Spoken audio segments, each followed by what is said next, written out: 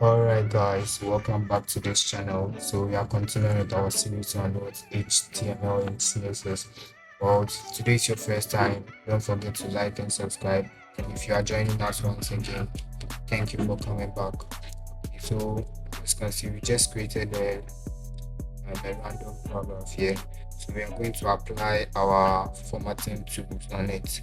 Okay, so our first formatting tool will be the U tag, and it's used for what? Underlining a text in your website. Okay, so as you can see on the screen here, we have our U tag at the beginning and the end of the sentence or the text you want to underline. You save Ctrl plus S to save and Ctrl plus F5 to run. Okay, and when you refresh, you can see that it has been underlined over there. So now we are moving to the next tag, which is the I tag. It's at the top. As you can see, the I tag is used to italize your text. Okay, so first you can see that the I love HTML has been italized. Right? So now let's move straight to our next tag or our next formatting tool. So let's create a random paragraph here. Let's just say our tutorials now cost maybe, let's see, $0 or so.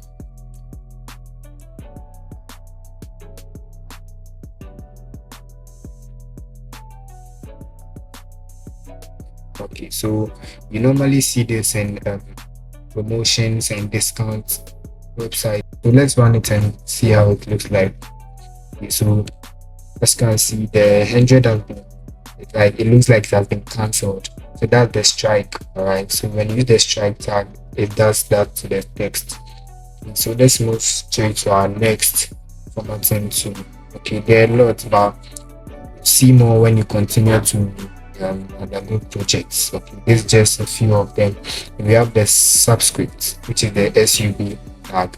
All right, so you can use this doing mathematical expressions in your website. Okay, so as you can see, you have x subscript 1, but then when you use the sub tag, so also still with things, you can use the superscript. So that one is it's represented with sup, which is the sup tag, which is used to exponent a number or a text in a mathematical expression.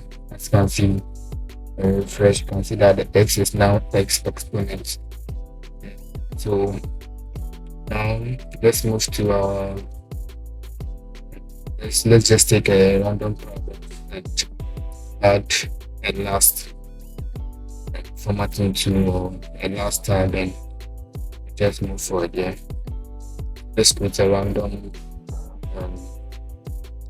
paragraph here.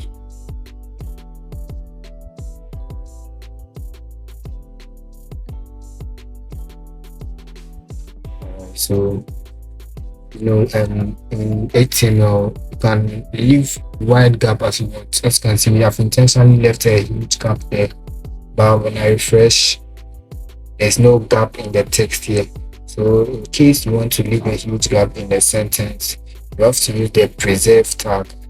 The preserve tag, which is used to preserve a space or make sure the huge gap you've left there is reflecting when you run.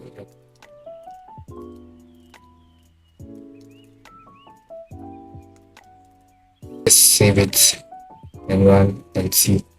Refresh, you can see that when you use the preserve tag, the wide gap has been preserved and has reflected the output. So thank you for watching. See you in my next video. Don't forget to like and subscribe. Bye.